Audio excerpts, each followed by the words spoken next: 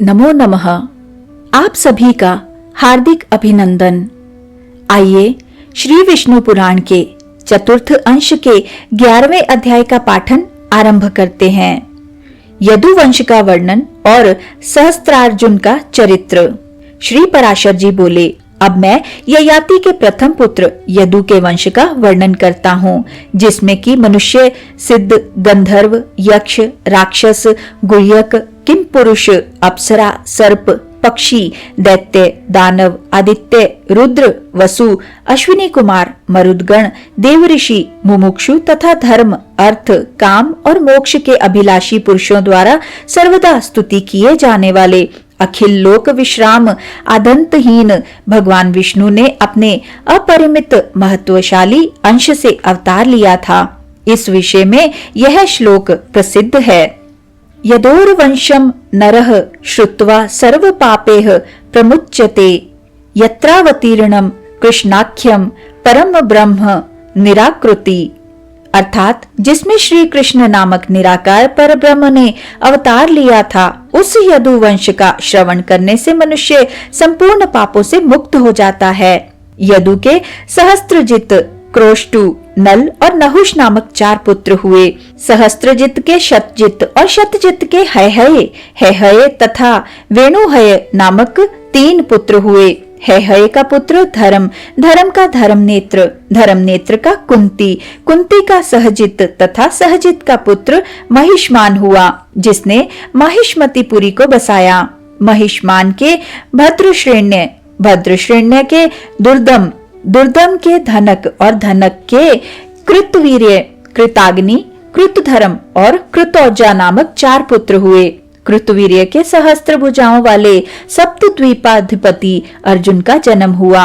सहस्त्रार्जुन ने अत्रि कुल में उत्पन्न भगवदंश रूप श्री दत्तात्रेय जी की उपासना कर सहस्त्र भुजाएं, अधर्माचरण का निवारण, स्वधर्म का सेवन, युद्ध के द्वारा संपूर्ण पृथ्वी मंडल का विजय, धर्मानुसार प्रजापालन, शत्रुओं से अपराजय तथा त्रिलोक प्रसिद्ध पुरुष से मृत्यु, ऐसे कई वर मांगे और प्राप्त किए थे। अर्जुन ने इस संपूर्ण सप्तद्वीपवती पृथ्वी का पालन तथा 10,000 यज्ञों का अनुष्ठान किया था। उसके विषय में यह श्लोक आज तक कहा जाता है।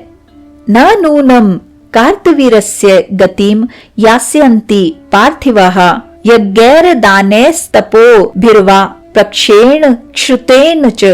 अर्थात यज्ञ, दान, तप, विनय और विद्या में कार्तवीर्य सहस्त्रार्जुन की समता कोई भी राजा नहीं कर सकता। उसके राज्य में कोई भी पदार्थ नष्ट नहीं होता था। इस प्रकार उसने बल, पराक्रम, आरोग्य और संपत्ति को सर्वथा सुरक्षित रखते हुए 85,000 वर्ष राज्य किया। एक दिन जब वह अतिशय मदपान से व्याकुल हुआ नर्मदा नदी में जल क्रीड़ा कर रहा था, उसकी राजधानी महिष्मतिपुरी पर दिग्विजय के लिए आए हुए संपूर्ण देव, दानव, गंधर्व और राजाओं के विजय मद से उन्मत्त रावण ने आक्रमण किया। उस समय उसने अनायास ही रावण को पशु के समान बांधकर अपने नगर के एक निर्जन स्थान में रख दिया। इस सहस्त्रार्जुन का 85,000 वर्ष व्यतीत होने पर भगवान नारायण के अंशावतार परशुराम जी ने वध किया था। इसके 100 पुत्रों में से शूर, शूरसेन, वृषसेन, मधु और जयध्वज ये 5 प्रधान थे। जयध्वज का पुत्र तालजंघ हुआ और तालजंघ के तालजंघ नामक 100 पुत्र हुए।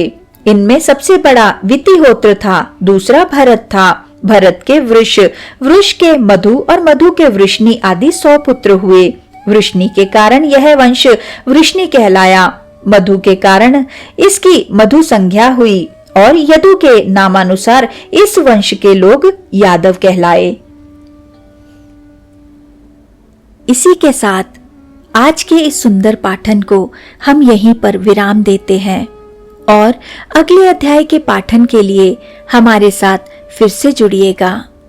आइए विष्णु जी के इस सुंदर मंत्र से आज के पाठन का समापन करते हैं। ओम नमो भगवते वासुदेवाय। ओम नमो भगवते वासुदेवाय।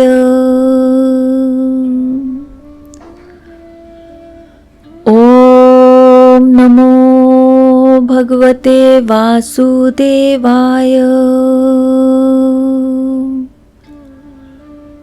ओम नमो भगवते वासुदेवाय। ओम नमो भगवते वासुदेवाय। ओम नमो भगवते वासुदेवाय।